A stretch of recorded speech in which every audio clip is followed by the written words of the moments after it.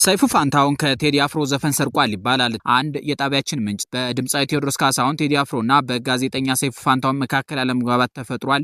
ምንጮቻችን እንዳሉት ከሆነ ቅዳሜና እሁድ ይወጣል ተብሎ ከሚጠበቀው የቴዲ አፍሮ አልበም ውስጥ ብርሃናዬ የተሰኘው ስራ ባልታወቁ አካላት ተሰርቆ በማህበራዊ መገናኛ ዘዴዎች ላይ በመለቀቁ ምክንያት ጸቡ እንደተፈጠረ ነው የነገሩን። እንደ ምንጮቻችን ገለጻ ባለፈው ጥር 2009 ዓ.ም የአልበሙ የመጨረሻ ስራዎች ወይም ማስተሪንግ በሙዚቃ አቀናባሪዎች አማኑኤል ይልማ ስቱዲዮ በሚካሄድበት ጊዜ ስፍራው ከነበሩት የአርቲስቱ የቅርብ ሰዎች አንዱ ሰይፉ ፋንታሁን ነበር። እኛም በቦታው መኖሩ ሙዚቃውን ሰርቆ ለመውጣቱ እንዴት ማስረጃ ይሆናል ብለን ለጠየቅናቸው ጥያቄ ሲመልሱልን ማንኛውም ሰው ማስተሪንግ በሚሰራበት አካባቢ ማንኛውንም አይነት ኤሌክትሮኒክስ እቃዎች ማለትም ሞባይልና ሌሎችንም ይዞ መገኘት አይችልም። የቴዲ አፍሮ ማናጀር እንደሚለው ከሆነ ግን በዚያን ቀን ሰይፉ ስልክ ላናግር ብሎ ከስቱዲዮ እንደወጣና ከትንሽ ደቂቃዎችም በኋላ እንደተመለሰ በጊዜውም በስራ ጥድፊያ ላይ ስለነበሩ ብዙም ትኩረት እንዳልሰጡት ተናግሯል ብለውናል። ምንጮቻችንም አክለው የቴዲ አፍሮ ፕሮሞሽናል ማናጀር ብስራት አበበ ሰይፉን ሐሙስ ቀን ቦሌ መድኃኔዓለም ሸገር ህንጻ ላይ በሚገኘው ቢሮው ላይ ስለ ጉዳዩ ያነጋገረው ሲሆን ንግግራቸው ግን ጸብ ቀረሽ የነበረና ሰይፉም ባለፈው ቴዲን ያሳሰርከው አንተነ ብላችሁ ስሜን አጠፋችሁ፣ አሁን ደግሞ ሙዚቃ ሰርቃል ብላችሁ ስሜን ድጋሚ ልታጠፉ ነው ወይ ብሎ በብስጭት እንደተናገረ ምንጮቻችን ገልጠዋል። በቀጣይ ነገሩን ለማብረድ ሽማግሌዎች መግባታቸው አይቀሬ ነው ብለዋል ተብሎ የሚነበብ በጊዜው የሆነውን ነገር የሚገልጽ ዘገባ አጋርቶናል። በሰይፉ ፋንታሁን ተሰርቆ ነበር ከተባለው የቴዲ አፍሮ የመጨረሻ አልበም እስከ ዛሬ 9 ዓመታት ተቆጥረዋል። ቴዲ አፍሮም ከ9 ዓመታት በኋላ የአክብሮት ሰላምታይን በማስቀደም ቀጣዩ ቲዮሪካ የተሰኘው አዲስ አልበም የፊታችን ሐሙስ ሚያዝያ 8 ቀን 2018 በቴዲ አፍሮ ኦፊሻል ዩቲዩብ ድረገጽ ከቀኑ በ8 ሰዓት ወደ እናንተ እንደሚደርስ በአክብሮት ገልጻለሁ ብሏል። በዚህ መግለጫ ውስጥ የተጠቀሱትን ሚያዝያ 8ኛ ወር 8 ሰዓት 2018 የተሰኙ 8 ቁጥር የምትደጋገምባቸው አሃዞች ያመናፈሱ አካላት ቴዲ አፍሮ ከ8 ቁጥር ጋር ለምን ቆረበ እያሉ ነው። በእርግጥ በአልበሙ ውስጥ የተካተቱት ሙዚቃዎች ቁጥርም 18 ናቸው እየተባለ ይገኛል። የአልበሙን የመልቀቂያ ጊዜ ከሚያዝያ 11 ወደ ሚያዝያ 8 ሲቀይረው ይህን ታሳቢ እንደሚያደርግ ይገመታል። አመለሰት ሙጨም የ8 ቁጥሩን ነገር በኢንስታግራም ገጿ ስታመናፍሰው ተመልክተናል።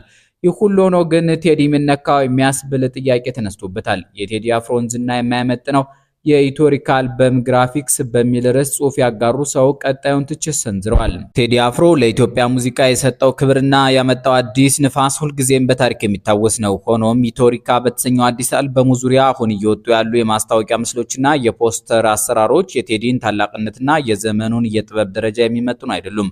ይህ ጉዳይ በችልታ ሊታለፍ የማይገባውና ትልቅ እርማት የሚያስፈልገው ነጥብ ነው። በአሁኑ ወቅት የወጡት ፖስተሮች ከዓመታት በፊት የነበሩ ምንም አይነት የፈጠራ ጥበብ የማይታይባቸውና የግራፊክስ ዲዛይን ሙያው ገና በጅምር ላይ በነበረበት ዘመን የነበሩ አቀራረቦችን የሚያስታውሱ ናቸው። ቴዲ አፍሮ በዜማና በግጥም ለዓመታት ደክሞ ያዘጋጀውን ድንቅ ስራ እንዲባሉ ተራ ምስሎች አጅቦ ለህዝብ ማቅረብ ለጥበብ ስራው የሚሰጠውን ዋጋ ይቀንሰዋል። በፖስተሮቹ ላይ የሚታየው የፎንት አጠቃቀም፣ የቀለም ቅንጅትና የፎቶዎቹ ኤዲቲንግ ጥራት እጅግ ዝቅተኛ መሆኑ ነገ በዩቲዩብ ላይ የሚለቀቁት የሊሪክ ቪዲዮዎችና ሌሎች የትርጉም ጽሑፎችን በተመሳሳይ መልኩ ያልተደከመባቸውና ደረቅ ሊሆኑ ይችላሉ የሚል ስጋት ይፈጥራል። ቴዲን የመሰለ ዓለም አቀፍ ዝና ያለው አርቲስት ስራዎቹ በዓለም አቀፍ መድረክ ሲታዩ ምስላዊ ውበታቸው ሊያኮራን ይገባ ነበር። አንድን ትልቅ አልበም ለህዝብ ለማድረስ ሲታሰብ ከሙዚቃው እኩል ለምስሉ ትኩረት መሰጠት ነበረበት። አሁን ባለው ሁኔታ ግን ምስሎቹ የተሰሩት በግዴለሽነት የድረስ ያህል እንጂ ለጥበቡ ተገቢው ክብር ተሰጥቶት አይመስልም። ይህ ደግሞ አድማጩንና የቴዲን አፍቃሪ የሚመጥን አቀራረብ አይደለም። እስከ ሐሙስ ባለው ጊዜ የቴዲ አፍሮ የጥበብ ቡድን ይህንን ትችት እንደ በጎ ግብዓት ወስዶ እስከ ሐሙስ ድረስ የሚከተሉትን እርምጃዎች እንዲወስድ እንመክራለን።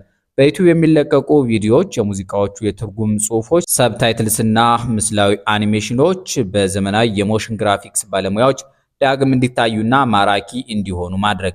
የዲጂታል ፖስተሮች፣ በሶሻል ሚዲያ የሚሰራጩ ምስሎች የቴዲን ግርማ ሞገስ በሚገልጹ ጥራት ባላቸውና በዘመናዊ ዲዛይን እንዲተኩ ማድረግ። የቴዲ ማርኬቲንግ ቡድን ለዚህ ትልቅ ትኩረት ሊሰጥ ይገባል። አንድ በጉዳዩ ዙሪያ ያነጋገርናቸው ታዳሚም እኔ በቻትጂፒቲ አሳብጄ ሰራለት ነበርኮ፣ በተለይ አክሱምና አንበሳው የአፍሪካ ካርታ የልሙጡ ባንዲራ ቀለም መኖር ተራስ መስሎበታል። በእርግጥ የተለየ ትርጓሜ የሚሰጡት ሊቃውንት ሊነሱ ይችላሉ እንጂ ዘፈኑም እንደ ግራፊክሱ ወበከንቱ ሊሆን ይችላል ሲሉ እስከ መጠራጠር ደርሰዋል።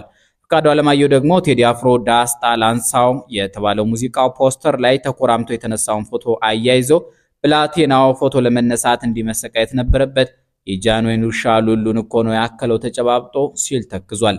መቼም ቴዲ አፍሮ ሁልጊዜ ውዝግብ የማያጣው ሰው ነው። ገና በወጣትነቱ ከ5 ዓመት በፊት ቴዲ በሴቶች ጡት ላይ ፈርመሃል ይባላል፣ ምላሽህ ምንድነው እየተባለ የሚጠየቅ ሰው ነበር።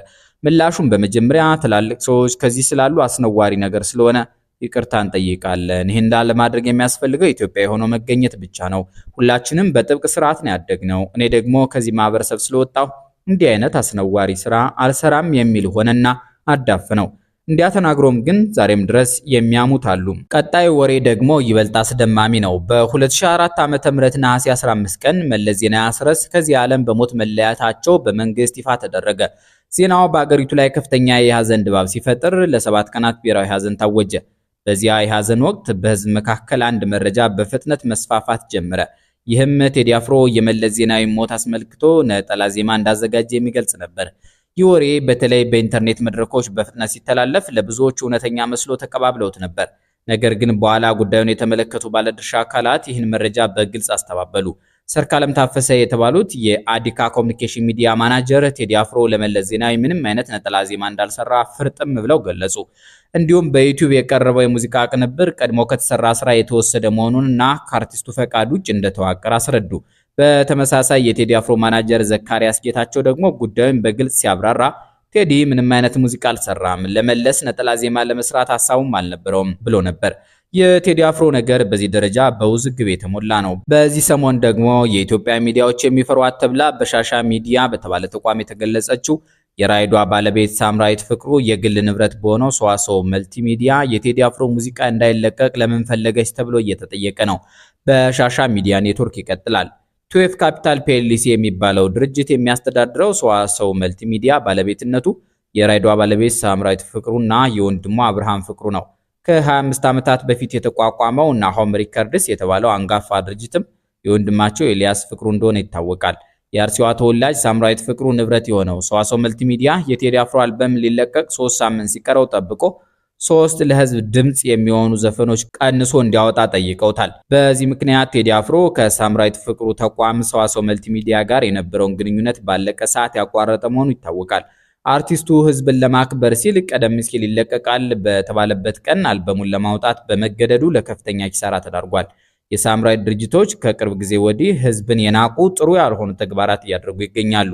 በቅርቡ እሷ ባለድርሻ የሆነችበት ትርታ ኤፍኤም ከኦርቶዶክስ እምነት ጋር በተያያዘ አስተያየት የሰጠን የስፖርት ጋዜጠኛ ማባረሩ ይታወሳል። ይህ ከህዝብ ጋር የሚያጋጭ ተግባር የማያዋጣ መሆኑን ወዳጅ ዘመዶቿ ልትነግሯት ይገባል። መረጃውም ሆነ ማስጠንቀቂያው የበሻሻ ሚዲያ ኔትወርክ ነው። ይህ በቅርቡ የተሰማው ዜና በድምጻዊ ቴዎድሮስ ካሳሁን ቴዲ አፍሮና ሰዋሰው መልቲሚዲያ መካከል የነበረው የአልበም ስርጭት ውል በድንገት መፍረሱን ያረጋግጣል። ከ3 ዓመታት በላይ የዘለቀው ይህ ውል በሁለቱ ወገኖች መካከል ተደጋጋሚ አለመግባባት በመከሰቱ ተቋረጠ ተብሏል። ቴዲ አፍሮ አስቀድሞ የወሰደውን ቅድመ ክፍያ ሙሉ በሙሉ መመለሱ ተረጋግጧል። ይህ ክስተት የቴዲን አዲስ አልበም ኢትዮሪካን የስርጭት ሂደት ብቻ ሳይሆን በኢትዮጵያ የሙዚቃ ኢንዱስትሪ ውስጥ ያለውን የአርቲስቶች አሳታሚዎችና ዲጂታል መድረኮች መካከል ተዛብቶ የሚታይ ግንኙነት በጥልቅ ያመለክታል። በዛሀበሻና ኢትዮፒካ ሊንክ ዜናዎች መሰረት ውሉ በተደጋጋሚ ውይይት ቢደረግም መፍትሄ ሳያገኝ ተቋርጧል። ሰዋሰው አልበሙን በዳግማዊ ትንሣኤ ዋዜማ በራሱ ዩቲዩብ ቻናል ለመልቀቅ ዝግጅት እያደረገ ቢቆይም ቴዲ ውሳኔውን በመቀየር ነፃነቱን መምረጡ ታውቋል። ይህ ክስተት ሰዋሰውን ብቻ ሳይሆን ተቋሙ አሰራሩንም ጥያቄ ውስጥ ጥሏል። ተቋሙ ከበርካታ አርቲስቶች ጋር በተመሳሳይ የክፍያ ውዝግብ ውስጥ መግባቱ በብዙ ሚዲያዎች ተዘግቧል። አንዳንድ አርቲስቶች የሰራንበትን አልከፈለንም በማለት ተደጋጋሚ አቤቱታ አቅርበዋል። ሌሎች ደግሞ ተቋሙን ሰዋሰው በሚል ቅጽል ተችተዋል። ሰው ተሰዋበት ማለታቸው ነው። ቴዲ አፍሮ የአገሪቱ ትልቁ አርቲስት በመሆኑ ይህ ውዝግብ የሰዋሰውን የውስጥ አስተዳደር ክፍተትና ከአርቲስቶች ጋር ያለውን ጤናማ ያልሆነ ግንኙነት የበለጠ ገልጿል። በአጠቃላይ ይህ የአሳታሚዎችና አርቲስቶች መካከል ያለውን የስልጣን ሚዛን ወደ አርቲስቱ ያዘዋውራል። ቴዲም የድሉ ጀማሪ ሆኗል። እነሆ የውዝግቡን ያህል ለቴዲ አድናቆት እየጎረፈለት ነው። ኃይለ መስቀል ጸጋ በሚል የማህበራዊ ትስስር ገጽ መለያ የሚጽፉ ሰው በጣም ብዙ ድምፃውያን ሙዚቀኞች፣ የዜማ ግጥም ደራሲዎች አሉ እኮ ግን ማን ነው እንደ ቴዎድሮስ ካሳሁን ክብሩን፣ ከፍታውን፣ የህዝብ ፍቅሩን የወጣትነት ግርማውን ጠብቆ አስጠብቆ የኖረ ማን ነው? ለዚህ ህዝብ በሚችለው በሚያስፈልግበት ጊዜ አብረው የቆመው ማን ነው? ከመንግስታት ጋር ተሞዳምዶ ከመንግስታት ካቲካላ ገብቶ ያልተጎነጨው በክብሩ ያልሰከረው ማን ነው? ጦርነት በመጣ ቁጥር የመንግስታት አደግዳጊ ያልሆነው በዘር ፖለቲካ በሰከሩ ሰዎች ዘንድ ኢትዮጵያ ማለቱ እንደ ነውር እስኪቆጠር ድረስ ማን ነው ፍቅርን ኢትዮጵያዊነትን በእድሜው ልክ የሰበከው? ማንም የለም ከቴዎድሮስ ካሳሁን በቀር። እርሱ ሙዚቀኛ እንዲሁ ዘፋኝ ብቻ አይደለም። በእርግጥ በስራዎቹ በችሎታውም ከሁሉም ከፍ ያለ ነው በዘመኑ። ነገር ግን የቴዲ ሚዛን ከዚህ ሁሉ ከፍ ያለና ሌላ ነው፣ ሌላ ክላስ ያለው ሰው ሲሉ አወድሰውታል። ለስንብት የወርቁ በዳዳ ዋቅቶላን ጽሑፍ እናገራችሁ፣ እንዲህ ይነበባል። የንጉሥ ስርዓት አላበቃም እንዴ? ጥላሁን ገሰሰ በየትኛው መድረክ ላይ ነበር አንደኛ የወጣው? በፋሲካ ቀን የዘፈን ብስራት ዘፋኝ ገነት አይገባም። ኢትዮጵያ ኢቶሪካ የኦሮሞንና የኦሮሚያን ስነ ልቦና መረዳት ያስፈልጋል። አፄ ኃይለ ሥላሴ ለ44 ዓመታት ገደማ በኢትዮጵያ ንጉሠ ነገሥት ነበሩ። በጃማይካ ደግሞ በቅጽበት ከዚያ በላይ የሆነ ስልጣን ተጎናጸፉ። በ1966 ዓ.ም በኢትዮጵያ የነበራቸውን ንጉሠ ነገሥትነት በሶሻሊስት መር የተማሪዎች ቅስቀሳ ወይም እንቅስቃሴ በወታደራዊ መፈንቅለ መንግስት ቢያጡትም የጃማይካውን እስከዛሬ አላጡትም። የአፄው መውረድ ለንጉሳዊ ዘውዳዊ ሰለሞናዊ ስርወ መንግስት የመጨረሻው ነበር። ሆኖም በራስ መንገሻ ስዩም የተመሰረተው ኢዲዩ ያንን ለመመለስ ጥረት አድርጎ ሳይሳካ ቀርቷል። ከዚያ ባሻገር ግን የአፄ ኃይለሥላሴና የኩምሳም ወረዳ የልጅ ልጆች በአሜሪካ የዘውድ ምክር ቤት አቋቁመው በትልቅ በጀትና በክብር ኑሯቸውን እየመሩ ነው። ይሄ የፖለቲካው ነው። ከፖለቲካ ውጭ ግን ደጋፊዎችና የተወሰኑ ማህበረሰቦች ለራሳቸው የሾሟቸው ንጉሶች አሉ። ንጉሰ ነገስት ግን እስካሁን አልሰማሁኝም። በማህበረሰብ ከተሾሙ ንጉሶች መካከል ቴዲ አፍሮ አንዱ ነው። የእርሱ ሙዚቃ የሚወዱ የሚያደንቁ፣ ሌላውም ልክ እንደነርሱ እንዲያደንቅላቸው የሚፈልጉ ንጉሱ ቴዎድሮስ ይሉታል። ከአፄ ቴዎድሮስ ጋር የሚያመሳስሉትም አሉ። ታሪክ እንደሚነግረን ያው አፄ ቴዎድሮስ በአንድነት ፍላጎቱና እንግሊዞች ከሚገሉኝ ራሴን ላጥፋ በሚለው ውሳኔው ነው የሚታወቀው። በመጀመሪያው ቢመሳሰሉም እንኳ ቴዲ አፍሮ ግን ከእንግሊዞች ጋር የተሻለ ግንኙነት አለው። በዘመነ መሳፍንት ወቅት በየመንደሩ ንጉስ መሾም፣ የጎበዝ አለቃ መሰየም ይታይ ነበር። አፄ ቴዎድሮስ ያን ሰብሮ በንጉሰ ነገሥት ስልጣን እነዚያን ለመሰብሰብና በአንድ ማዕከላዊ ግዛት ስር ለማድረግ ሞክሮ ነበር። ቴዲ አፍሮ ግን ከዚህ አንጻር ተቃራኒውን የሰራ ይመስላል። የወደፊቱን ሳይሆን ያለፉትን በድርሰትና ዜማ ለማደስ ሲሞክር መለያየትን ያበዛል እንጂ አንድነትን አይጨምርም። በእርግጥ ለቀነኒሳ ደፍሮ መዝፈኑ ትንሽ መሳሳብን አምጥቶ የነበረ ቢሆንም ወዲያውኑ ወደ ቦታው ተመልሷል። በግልጽ ቋንቋ ቴዲ አፍሮ በ60 ሚሊዮን የኦሮሞ ሕዝብ ዘንድ የሙዚቃ ንጉስ አይደለም። ለምን ቢባል ግብዝ ቲፎዞች ቅናት ሊሉ ይችላሉ። አሊ ቢራን፣ ቀመር ዩሱፍን፣ ዘሪሁን ወዳጆን፣ ዳግም መኮንንን፣ ዳዊት መኮንንን፣ እልፍነሽ ቀኖን፣ ኦመር ሱሌማንን፣ ጸጋዬ ደንደናን፣ አሊ ሸቦን፣ ጃምቦ ጆቴን፣ ገላና ጋሮምሳን፣ ሃጫሉ ሁንዴሳን ያበቀለ ኦሮሚያ በቅናት አይታማም። ትክክለኛው መልሱ የቴዲ አፍሮ ዘፈኖች የኦሮሞ ልብ አይማርኩም፣ የኦሮሞን ስነ ልቦና ያገናዘቡ አይደሉም የሚለው ነው። ቴዲ አፍሮ ዛሬ በፋሲካ በዓል ቀን የዘፈን ብስራት አቅርቧል። በዓሉና ብስራቱ አብሮ የሚያሄድ ቢሆንም ደጋፊዎቹን ካስደሰተ እኛ ችግር የለብንም። በነገራችን ላይ ጥላሁን ገሰሰ ኦሮሞ ነው። በወሊሶ ነበር የተወለደው። የአካባቢው ሰው የወላጅ ስሙን ከነቅድመ አያቱ ያውቃል። በወቅቱ ፖለቲካ ምክንያት ስሙን ከነአባቱ ቀይሮ ነበር። ጥላሁን ሙዚቃ ይችላል። በዚህም የሙዚቃ ንጉስ ተብሎ ነበር። ግን ሸዋሚዎቹ ማን ናቸው? መስፈርታቸውስ የሙዚቃ መስፈርት ነበር ወይስ የፖለቲካል ኢንተረስት መስፈርት? ለምሳሌ ካሊ ቢራ በምን ይበልጣል? በምን ያንሳል? ሁለቱም ኦሮሞዎች ናቸው። አንዱም ኦሮምኛ ጥቂት ስንኞችን ቢዘፍንም ኦሮሞነቱን መግለጥ አይፈልግም ነበር። ሌላው በኦሮሞነቱ ይኮራ ነበር። በኦሮምኛ፣ በአማርኛ፣ በሱዳንኛ፣ በአረብኛና በብዙ ቋንቋዎች ዘፍኗል። ታዲያ ጥላሁን ተመርጦ እንዴት የሙዚቃ ንጉስ ተባለ?